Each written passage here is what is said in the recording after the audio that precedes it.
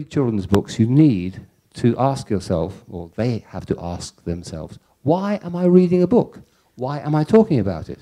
And if I like the book, does that apply to anybody else? I'm an adult, I read a children's book.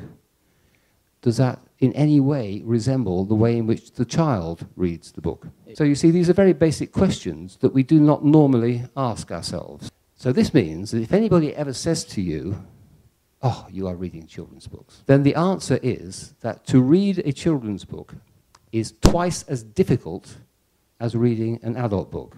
Because when you read an adult book, you read normally in two ways at the same time. Yeah. One, you read for yourself, to enjoy it, to be excited. Or you also read analytically, to analyze the book. So you can then talk to somebody else about it.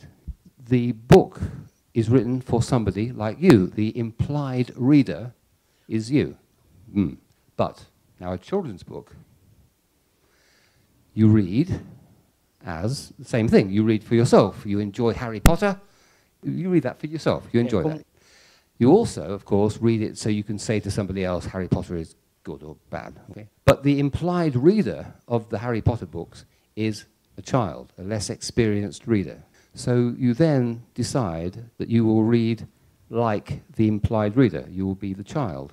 But are you the child that you remember being, or do you try to be like a child you think should be the reader?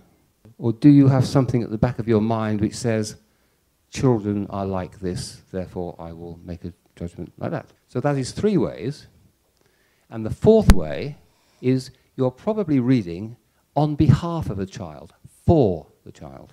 Because the adult stands between the book and the child, and you say, this book is good for this child or bad for this child. So you make a different judgment. 4 times, 4 kinds of reading, twice as difficult.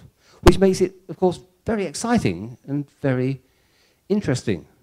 So it means that you have to be very flexible when you're reading.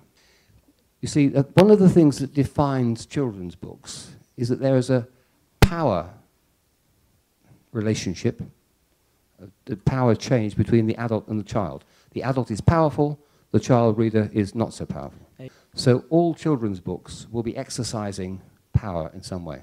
And they will all be concerned with ideology and gender and politics. They must be. They are written by adults.